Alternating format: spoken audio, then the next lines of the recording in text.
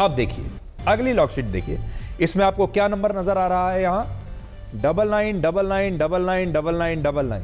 कितना VIP number है, देखिए बड़ा विशेष खास नंबर है, लेकिन यह नंबर सबका यही है, ऊपर से लेकर नीचे तक सबका यही नंबर है। और ये देखिए यहां पर आप देखिए सबके नाम, मेल फीमेल सबके नाम लिखे हुए हैं। मोहित का नंबर भी यही है, कपिल का, सुखबीर का, मनीष, टोनी, दनियाल, राजेश, संतोष, राजेश, पूनम, गायत्री, हिना, राहुल, आरिफ, अफशाक, नरेंद्र, सबके नंबर जो हैं वो सेम है। और नंबर कितना बड़ा बढ़िया नंबर लिया है, 9999999999। आप देख सकते हैं पूरी लॉग शीट आपके सामने है। और ये कब की है, यहां पर आप देखिए, यहां वो भी आपको बता देता हूं।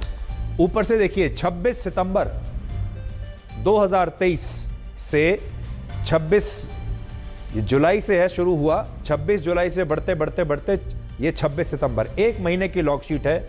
और उसमें आपने देखा कि सबका फोन नंबर एक ही है, 99999999। अब इस सवाल पर आते हैं कि इन फर्जी टेस्ट से घोटाला कैसे हुआ।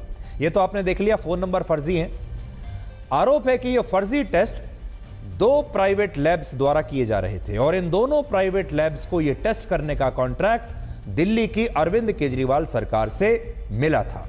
इनमें एक लैब का नाम है एजिलस डायग्नोस्टिक्स लिमिटेड और यह वही प्राइवेट लैब है जिससे पहले SRL डायग्नोस्टिक्स कहा जाता था, SRL।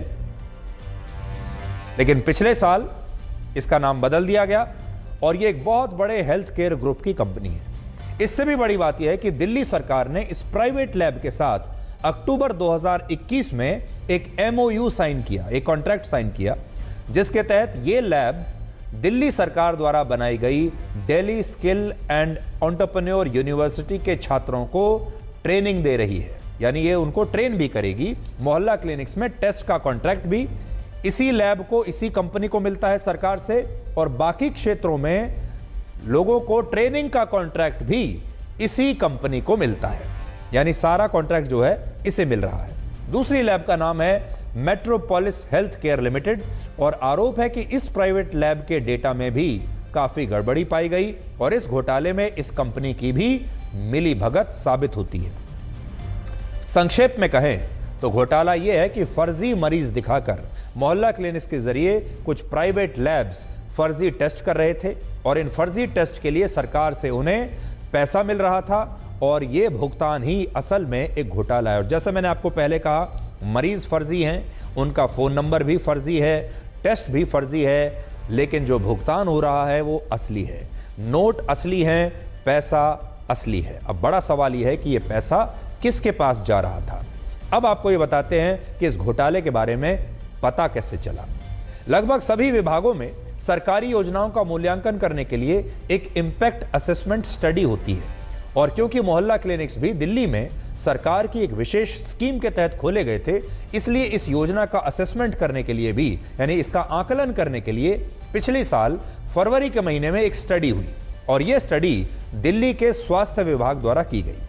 इस स्टडी में स्वास्थ्य विभाग ने यह माना कि कुछ मोहल्ला क्लिनिक्स में मेडिकल टेस्ट के दौरान गड़बड़ी हो रही है जिसे रोका जाना चाहिए। लेकिन जब सितंबर 2023 तक इस रिपोर्ट पर कोई संज्ञान नहीं लिया गया और इस दौरान यह पता चला कि दिल्ली के ही कुछ मोहल्ला क्लिनिक्स में कुछ डॉक्टर्स प्री रिकॉर्डेड वीडियो से अपनी फेक अटेंडेंस लगा रहे थे। इसका क्या मतलब हुआ? असल में डॉक्टरों को मोहल्ला क्लिनिक में जाकर जब वो अपनी नौकरी पर रिपोर्ट करते हैं, ड्यूटी पर रिपोर्ट करते हैं, तो अपना एक वीडियो बनाना होता है। तो ये डॉक्टर्स क्या कर रहे थे, ये ड्यूटी पर आते ही नहीं थे और पहले से ही उस मोहल्ला क्लिनिक से अपने फ़ोन पर, मोबाइल पर वीडियो रिकॉर्ड करके भेज देते थे और अपनी फर्जी अटेंडेंस लगा रहे थे। ये आते ही नहीं थे क्लिनिक्स में। असल में मोहल्ला क्लिनिक्स में ये डॉक्टर इन्होंने आना बंद कर रखा था।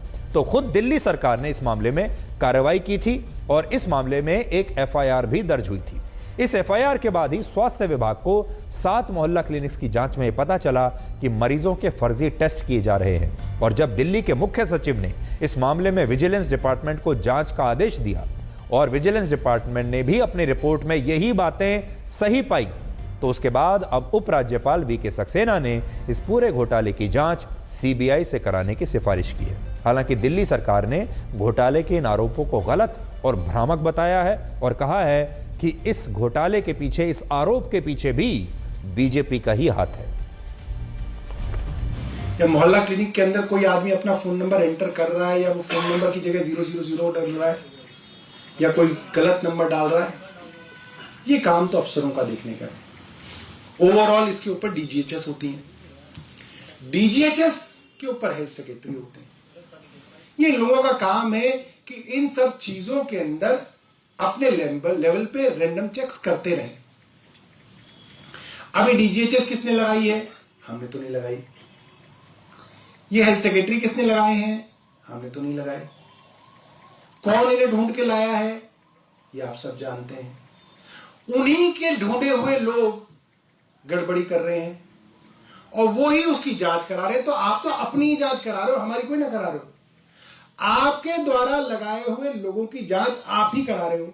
एक दिन में 500 पेशेंट देखे गए हैं, अधिकतम संख्या 533 है, जबकि जो औपचारिक समय है मोहल्ला क्लिनिक का वो सुबह 9 बजे से 1 बजे तक है।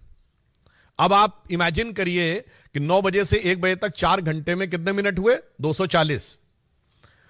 और अगर 240 मिनट में किसी ने 533 पेशेंट देख लिए, इसका मतलब आधे मिनट में एक पेशेंट देख लिया, जिसमें एक पेशेंट का आना जाना, डॉक्टर का उसकी बात सुनना, असेसमेंट करना, जांच का पर्चा लिखना।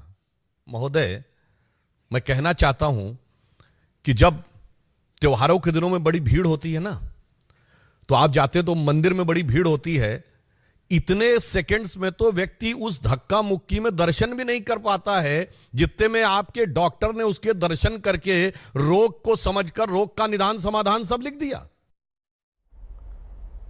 तो दिल्ली में दवा के नाम पर हुआ यह घोटाला ऐसे समय पर सामने आया है जब दारू घोटाले में, यानी शराब घोटाले में दिल्ली के मुख्यमंत्री ईडी के बार बार बुलाने पर भी पूछताछ के लिए पेश नहीं हो रहे हैं। और आज भी अरविंद केजरीवाल ने यही कहा कि शराब घोटाले का कोई सबूत नहीं है, लेकिन ईडी बीजेपी के इशारे पर उन्हें गिरफ्तार करने के लिए ऐसा कर रहा है। बीजेपी का मकसद जांच करना तो है ही नहीं। इनका मकसद तो लोकसभा चुनाव में मुझे प्रचार करने से रोकना है। ठीक लोकसभा चुनाव के पहले इन्होंने मुझे समन भेजा है। क्यों?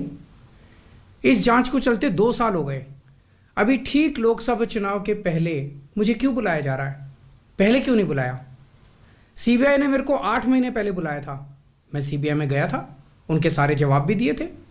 लेकिन अब ये लोग ठीक लोकसभा चुनाव के 2 महीने पहले मुझे बुला रहे हैं।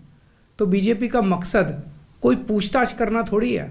इनका मकसद है पूछताछ के बहाने केजरीवाल को बुला लो और उसे गिरफ्तार कर लो, ताकि मैं लोकसभा चुनाव में प्रचार ना कर पाऊं।